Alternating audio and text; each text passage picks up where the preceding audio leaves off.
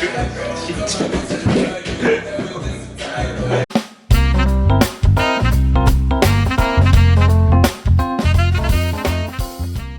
chào các bạn, chào mừng các bạn đã quay trở lại chương trình nấu ăn của ông Tranh. Và hôm nay chúng ta sẽ không nấu món gì cả. Hôm nay chúng ta sẽ học một kỹ năng nấu ăn. Đó chính là kỹ năng mài dao. Và sau đấy sẽ là kỹ năng cắt hành. Có một số cách để mài dao, nhưng tôi nghĩ cách an toàn nhất là các bạn sẽ làm như này. Giữ nguyên tay cầm quay mài và dao gạt ở góc 5 độ. Bạn phải chém như thế nào để cho nó hết được cả cái lưỡi dao. Khi mà làn vướt qua như này thì sẽ hết được cả lưỡi đầu, xong rồi đảo xuống mặt dưới, kéo ra lưỡi còn lại. Lúc mới bắt đầu mài dao thì cứ mài từ từ, về sau quen rồi sẽ có thể tự làm nhanh được.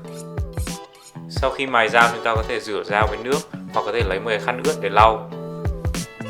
Chắc chắn với các bạn một điều là ai đã từng khóc nhè vì cái củ này rồi. Thế nên là hôm nay tôi sẽ dạy các bạn để không phải khóc nhè với củ này nữa. Bởi vì củ này rất là quan trọng khi mà bắt đầu nấu ăn. Sau khi bóc củ hành thì chúng ta sẽ để lại cái đoạn rễ này. Bởi vì cái chỗ này sẽ là chỗ mà nó sẽ ứa ra cái nước mà làm cho các bạn khóc. Bây giờ chúng ta sẽ cắt đôi củ hành này trước. Đặt xuống và dùng tay gạt ra. Chúng ta sẽ bỏ miếng đầu đi trước. Thái dọc củ hành xuống và để khoảng 2 cm cách cái ngọn. Nếu khó quá thì các bạn có thể cắm đầu nhọn của dao xuống rồi gạt ra. Cắt ngang 2 lần, một lần ở dưới như thế này và một lần nữa ở trên. Sau đó chúng ta sẽ nắm chặt củ hành lại như là nắm một quả bóng tennis. Xong chúng ta cắt dần, cắt ngang xuống. Có dao sắc ở đoạn này rất quan trọng vì cắt là cắt bằng độ sắt của dao chứ không phải là cắt bằng lực của tay mình.